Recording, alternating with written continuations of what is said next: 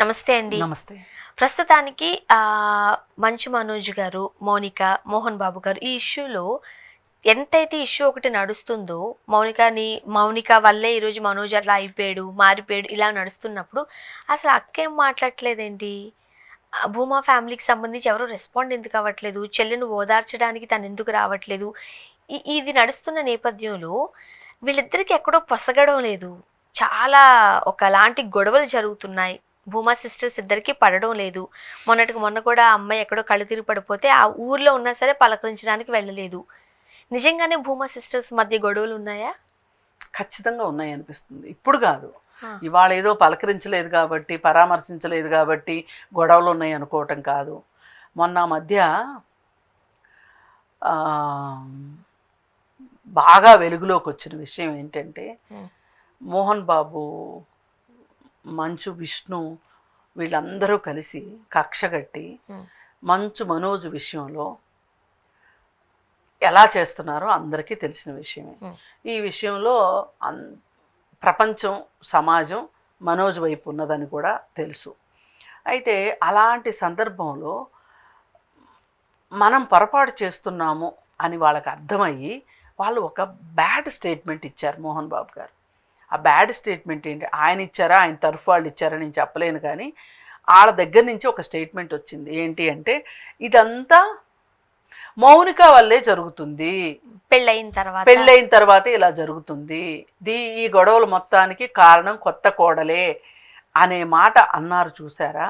అలాగే వాళ్ళని ఇంట్లో ఉండొద్దని కాసేపు, ఇంట్లో ఉండమని కాసేపు, బయటికి వెళ్ళమని కాసేపు, ఆ గేట్ల దగ్గర ప్రాధేయపట్టాలు ఇవన్నీ చూస్తున్నప్పుడు ఈ సందర్భంగా నా చెల్లిని ఇంత మాట అన్నారు, నా మరిదికి ఇంత ఇబ్బంది అవుతుంది అన్నప్పుడు ఆమె అక్కడ ఒక ఎమ్మెల్యేగా ఉంది, ఒక పెద్ద ఒక పవర్లో ఉన్న పార్టీలో ఎమ్మెల్యేగా ఉంది. ఏమన్నా అసలు ఏంటమ్మా ఎట్లున్నావు, అమ్మా నాన్న లేరు కదా, అమ్మా నాన్న ఇద్దరూ లేరు కదా, ఇద్దరూ లేని పక్షంలో ఆ చెల్లికి ఎంత ఆదరుగా ఉండాలి. ఇప్పుడు తను ఇంటి పెద్ద, ఒక తమ్ముడు ఒక చెల్లి తనకి. ఆ ఇద్దరికి అమ్మా నాన్న చనిపోతే, ఒకళ్ళు అనారోగ్యంతో ఒకళ్ళు ప్రమాదంలో చనిపోయినప్పుడు తల్లి అవ్వాలి కదా అక్క. సినిమాల్లో మనం చూపించము, చిన్న పిల్లోడు తనకంటే చిన్నపిల్లలకి అన్నం వండి పెడతా ఉంటాడు. అంత కష్టం లేదు వీళ్ళకి, ఎందుకంటే వద్దనుకున్నా లెక్క పెట్టుకుంటానికి వీళ్ళేనన్ని డబ్బులు ఉన్నాయి వీళ్ళ దగ్గర. అంతేమీ వంటోళ్ళు ఉన్నారు, బలగం ఉంది, నువ్వేమీ కష్టపడి కట్టెల పొయ్యి మీద వంటలు చేసి చెల్లి నోట్లో ముద్దలు పెట్టాల్సిన అవసరం లేదు.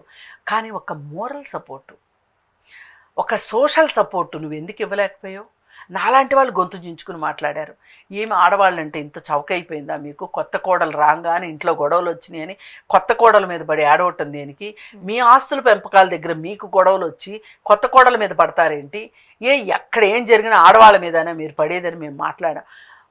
నీకేమైంది, నీ గొంతు ఏమైంది అసలు? నువ్వు చెల్లి పక్షాన నువ్వు వచ్చి దగ్గర నుంచుని ఇక్కడ అంకుల్ ఏంటి అంకుల్ ఇది, నా చెల్లికి ఎవరు లేరనుకుంటున్నారా, నేనున్నాను కదా, ఇలా మాట్లాడాల్సిన అవసరం అక్కకి లేదా?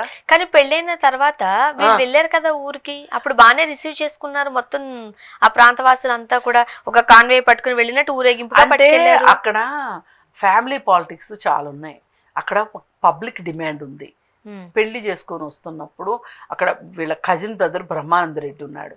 ఆ బ్రహ్మానందరెడ్డి చెల్లికి న్యాయం చేయాలి అని అనుకుంటున్నాడు ఈ చెల్లికి. అయితే ఆ బ్రహ్మానందరెడ్డికి భూమా అఖిలప్రియకి కూడా పడదు. ఎందుకు పడదు అంటే పొలిటికల్ రైవలరీ అక్కడ. ఈ చెల్లితోటి ఆ ప్రమాదం లేదు కాబట్టి బ్రహ్మానందరెడ్డి ఈ చెల్లితో బాగానే ఉంటాడు. సహజంగా ఏంటి అంటే శత్రువు మిత్రుడు అన్నట్లు ఇప్పుడు బ్రహ్మానందరెడ్డి ఒక రకంగా షేరింగ్ ఉంటే ఫ్యామిలీలో, ఏది పొలిటికల్ షేరింగ్ ఉంటే, ఇక్కడ ఫైనాన్షియల్ షేరింగ్ ఉంది, ఆస్తులు. అంటే ఇక్కడ కూడా ఆస్తులు గొడవే. మరి ఇద్దరు ఆడపిల్లలే, ఒక తమ్ముడు, ఇంకో అబ్బాయి ఉన్నాడు. అదే ఇద్దరు ఆడపిల్లలు, ఒక తమ్ముడు, ముగ్గురికి సరి సమానం ఏదో చేసే ఉంటారు కదా అప్పట్లో లెక్కలు. ఎందుకు ఇవ్వాలి? నా దగ్గర పవర్ ఉంది ఇవాళ, నా దగ్గర ఏదంటే అది చేయగలిగిన భర్త ఉన్నాడు, మాటినే భర్త ఉన్నాడు. అంటే నేను వేరే ఉద్దేశంతో అనట్లా, భార్య ఏదన్నా చెప్తే భార్య కోసం ఒక భర్త చేయడం తప్పేం కాదు. కానీ వాళ్ళు కిడ్నాప్లు, అవి చేయగలిగిన నేర్పరైన భర్త ఉన్నాడు తనకి. పోయినసారి ఇట్లా కిడ్నాప్ కేసులోనే కదా అరెస్ట్ అయింది. అవును. మరి అలాంటప్పుడు అట్లా అంత బలవంతుడైన భర్త ఉన్నప్పుడు, నేను ఎమ్మెల్యే అయినప్పుడు, నాకు ఒక రాజకీయ పార్టీ అండ ఉంది అని అనుకున్నప్పుడు చెల్లికి తమ్ముడికి వాటా ఇవ్వాల్సిన అవసరం ఏంటి? ఇవ్వకపోతే వాళ్ళు నన్ను ఏం చేస్తారు? ఇప్పుడు నేను స్ట్రాంగ్గా ఉన్నానా, వాళ్ళు స్ట్రాంగ్గా ఉన్నారా? ఇదంతా పవర్ పాలిటిక్స్, అంతకంటే ఏమీ లేదు. మీరు గుర్తుపెట్టుకోండి, ప్రపంచంలో ఎన్ని పాలిటిక్స్ కన్నా కూడా ఫ్యామిలీ పాలిటిక్స్ని మించి ఇంకెక్కడ పాలిటిక్స్ మీరు చూడరు. కానీ ఫ్యామిలీ పాలిటిక్స్ అన్ని డబ్బు చుట్టూరునే కదా. డబ్బే, వేరే ఏమీ లేదు. డబ్బు చుట్టూ తిరుగుతాయి. నేనే ఇంటి పెద్దగా ఉండాలి, పెత్తనం అంతా నాదే ఉండాలి, మీరంతా నా మోచేతి కింద నీళ్లు తాగుతున్నట్టు ఉండాలి. అదే ఒక తల్లో తండ్రో ఉంటే ఇట్లా జరిగి ఉండేదా? మౌనికకి ఇంత అన్యాయం జరిగేదా? మరి ఇప్పుడు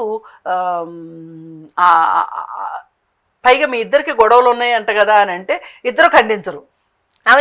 అంటే మా మౌనం అంగీకారం అనుకోవాలో అర్ధాంగీకారం అనుకోవాలో తెలియదు. కానీ ఒకరినొకరు మాత్రం ఆరోపణలు కూడా చేసుకోవట్లే. ఆ మాత్రానికి ఆ డిసిప్లిన్ అయితే ఉంది.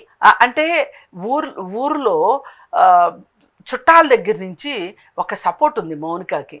అంటే తనకి అఖిలప్రియకి ఎంత సపోర్ట్ ఉందో ఈ అమ్మాయికి కూడా అంతే సపోర్ట్ ఉంది. అందుకే ఇప్పుడు ఆ ఊరు వెళ్ళగలిగింది. అక్కడ ఏవో పూజలు జరుగుతున్నాయి అంటే వెళ్ళగలిగింది. అంతకుముందు పెళ్ళి అయితే భర్తను తీసుకొని వెళ్ళగలిగింది. ఊరంతా తరలొచ్చారు. మరి అసలు ఇంకీటన్నిటికన్నా ముఖ్యంగా మొదటి భర్తతోటి తను ఇబ్బందులు పడుతున్నప్పుడు, ఆ విడాకులు తీసుకుంటున్న సందర్భంలో కానీ, ఆ బాబుని తెచ్చుకునే సందర్భంలో కూడా నాకెవరో వేరే వాళ్ళు అన్నారు, అప్పుడు తను మినిస్టర్గా కూడా ఉంది. నిజానికి మినిస్టర్ అయిపోయిందో, మినిస్టర్గా ఉన్నప్పుడు కానీ ఎప్పుడు కూడా, అంటే ఎంతైనా మాజీ మంత్రికి ఎంతో కొంత ఉంటుంది కదా, ఇన్ఫ్లుయెన్స్ ఉంటుంది కదా, అప్పుడు కూడా తను ఏమీ పెద్ద హెల్ప్ చేయలేదని, అసలు ఆ కుటుంబం ఒక్కవేళ కుదుట పట్టడానికి కూడా ఆమె వంతు ప్రయత్నం ఆమె ఏమీ చేయలేదు. మౌనిక చాలా కష్టాలు పడింది అనేది మనం వింటూ ఉన్న మాటలు. నిజంగానే ఏ కష్టం లేకపోతే ఎవరండి విడాకులు తీసుకుని బయటకు వస్తారు? కొడుకుని తీసుకుని ప్రాబ్లమ్స్ ఉంటేనే కదా బయటకు వస్తారు. అలాంటప్పుడే కదా కుటుంబం అండ ఉండాల్సింది. ఏది ఏమైనా అన్ని ఇళ్లల్లో లాగానే ఈ బెల్లం చుట్టూ ఈగలు అంటారు చూసారా, డబ్బు అనేది ఎవరినైనా ఇప్పుడు వాళ్ళ నాన్న స్నేహితుడు ఉన్నాడు సుబ్బారెడ్డి అని చెప్పి, ఆయన కూడా అదే పార్టీలో ఉంటాడు. ఇప్పుడు ఈమెకి కూడా బోర్డు వైరు ఉంటుంది. అఖిలప్రియకిను ఆళాలు కొట్టుకుని తన్నుకుని కిడ్నాపులు చేసుకొని హత్యా నేరాలు పెట్టుకొని చాలా చాలా జరిగినాయి. ఆయనతోనూ పసుకదు. అంటే ఎవరి దగ్గర నుంచి షేరింగ్ తీసుకోవాలో వాళ్ళందరితోనూ అఖిలప్రియకి ఇబ్బందులు ఉన్నాయి అనేది అర్థమైపోతుంది. మనం ఇంతకుముందు మనం చూసినట్లయితే ఏదైనా ఇష్యూస్ నడిచాయనుకోండి, లేదంటే గొడవలు 100 ఉండొచ్చు, మీరు నా వంక చూడరు, నేను మీ వంక చూడను, కానీ ఏదైనా కష్టం వచ్చినప్పుడు, ఇబ్బంది వచ్చినప్పుడు ఈ గొడవలన్నీ పక్కన పెట్టేసి కలిసిపోయేవారు ఇంతకుముందు. అవును, దురదృష్టవశాత్తు ఇప్పుడు అలాంటి ఇక్కడ ఒక రాజకీయ వారసత్వం ఉంది, అపరిమితమైన డబ్బు ఉంది. ఈ రెండు ప్రేమల్ని చంపేస్తుంది, వాళ్ళ మధ్యలో ఉన్న ప్రేమల్ని చంపేస్తుంది. ఇప్పుడు ఏ తల్లిదండ్రులైనా ఇద్దరు పిల్లలు ఎందుకు అంటారు? కష్టం వచ్చినప్పుడు ఒకరికొకరు తోడుగా ఉంటారు. ఇప్పుడు అవన్నీ పోయినాయి. ఇప్పుడు చాలా మంది ఒక్కళ్ళే అంటున్నారు. ఎందుకంటే మనం సంపాదించే సంపాదన అంతా ఒక్కడికే ఉండాలి. అమ్మాయి అయినా అబ్బాయి అయినా వాళ్ళే యువరాజులుగా ఉండాలి, వాళ్ళే యువరాణులుగా ఉండాలి. ఈ సూత్రం గనక శోభా నాగిరెడ్డి గారికో లేకపోతే భూమా నాగిరెడ్డి గారికో తెలుసున్నట్లయితే వాళ్ళు కూడా ఒక్కళ్ళే కనేవాళ్ళు. చూద్దాం. Thank you so much. Thank you.